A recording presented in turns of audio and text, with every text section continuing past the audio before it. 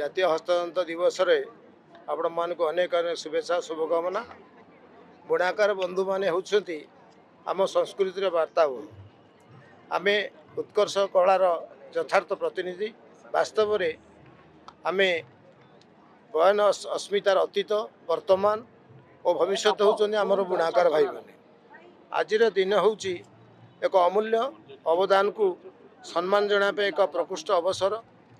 ଆମେ ସମସ୍ତେ ସ୍ୱଦେଶୀ ମନ୍ତ୍ରୀରେ ଅଭିମନ୍ତ୍ରିତ ହୋଇ ସପ୍ତାହରେ ଅତ୍ୟନ୍ତ ଗୋଟିଏ ଦିନ ହସ୍ତତନ୍ତ ପରିଧାନ କରିବା ପାଇଁ ମୁଁ ସମସ୍ତଙ୍କୁ ନିବେଦନ କରୁଛି।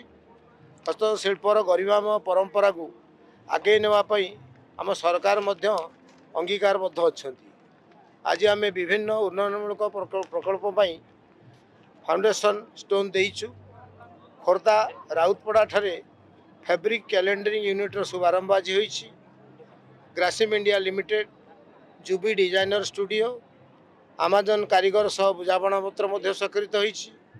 ମୁଖ୍ୟମନ୍ତ୍ରୀ ରେଶମ ବିକାଶ ଯୋଜନା ଏବଂ ମୁଖ୍ୟମନ୍ତ୍ରୀ ହସ୍ତତନ୍ତ ବିକାଶ ଯୋଜନା ଏବଂ ମୁଖ୍ୟମନ୍ତ୍ରୀ ହସ୍ତ ଯୋଜନାର ବୁଣାକାରମାନଙ୍କ ପାଇଁ ଜୀବନ ଜୀବିକାରେ ବ୍ୟାପକ ପରିବର୍ତ୍ତନ ଆଣିବ। ସେମାନଙ୍କ ପାଇଁ ବିଭିନ୍ନ ସମୟରେ ନିଃଶୁଳ୍କ ଚକ୍ଷୁ ଶିବିର ମଧ୍ୟ ଆୟୋଜନ କରାଯାଉଛି। କାରଣ ସେମାନେ ସବୁବେଳେ ଯେଉଁ କାରିଗର କାମ କରୁଛନ୍ତି ସବୁବେଳେ ଆଖି ଉପରେ ପ୍ରେସର ରହୁଛି।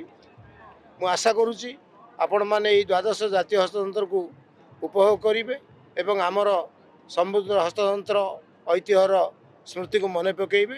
ଧନ୍ୟବାଦ ସମସ୍ତଙ୍କୁ। ଭାରତ ମାତା କି ଜୟ। ସାର୍ ଏକ ପ୍ରସଙ୍ଗ ଟିକେ ରହିବ।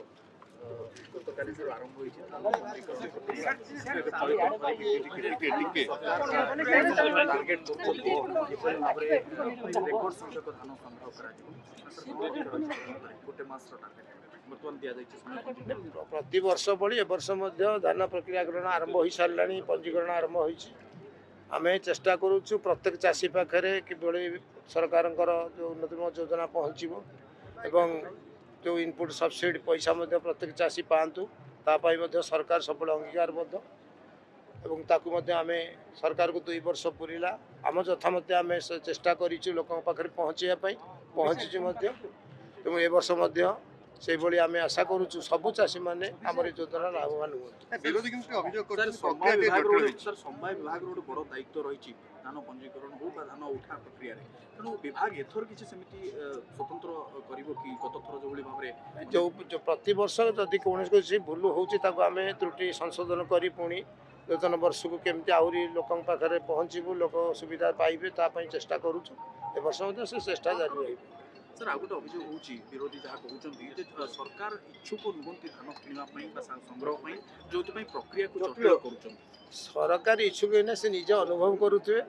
2017 ମସିହାରେ 100 ଟଙ୍କା ବୋନସ୍ ଦେବେ ବୋଲି ଯେଉଁ ସରକାର ଦେଇପାରିନଥିଲେ 2024 ପର୍ଯ୍ୟନ୍ତ, 2024 ନିର୍ବାଚନ ଇସ୍ତାହାରରେ ଭାରତୀୟ ଜନତା ପାର୍ଟି ଇସ୍ତାହାର ରଖିଥିଲା। ଆମେ ବିଜୟ ଲାଭ କଲେ 800 ଟଙ୍କା ଇନପୁଟ୍ ସବସିଡ଼ି ଦେବୁ ଏବଂ ଜିତିଲୁ ଏବଂ ଆପଣମାନେ ମଧ୍ୟ ନିଜେ ସାକ୍ଷୀ ଅଛନ୍ତି ଯେ ସେ 800 ଟଙ୍କା ଆମେ ଲୋକଙ୍କୁ ଦେଇଛୁ ନା ନାହିଁ। ତେଣୁ ଆ ଦେହରୁ ବିରୋଧୀ ତ କହିବା କଥା କହିବେ, କିନ୍ତୁ ତାଙ୍କର ନିଜର ଯେଉଁ କର୍ତ୍ତବ୍ୟ ସେ ପାଳନ କରିଥିଲେ କି 2017 ମସିହାରେ ଯେଉଁ ଲୋକଙ୍କ କତିରେ କଥା ଦେଇଥିଲେ ମାନନୀୟ ତତ୍କାଳୀନ ମୁଖ୍ୟମନ୍ତ୍ରୀ, ତାକୁ ତ ସେ ରଖିପାରିଲେନି। ସେ ଅଧିକା ବଡ଼ ବଡ଼ କଥା କ'ଣ କହିବେ? ଆଜ୍ଞା, ଭାଗ ଚାଷୀଙ୍କ ପାଇଁ କ'ଣ ସ୍ୱତନ୍ତ୍ର କରାଯିବ? କାରଣ ଚାଷୀ ବହୁତ ହଇରାଣ ହେଉଛନ୍ତି। ଗତ ବର୍ଷ ଆମେ ଦେଖିଥିଲୁ ସରକାର ଡେଲି ପ୍ରତ୍ୟେକ ଦିନ ଅନୁଭବ କରୁଛନ୍ତି ଲୋକଙ୍କର ସମସ୍ୟା କେଉଁଠି କେମିତି ସମାଧାନ କରିବା। ଆଲୋଚନା ଚାଲିଛି, ଯାହା ହେବ ପରବର୍ତ୍ତୀ ସମୟରେ ଜାଣିପାରିବେ।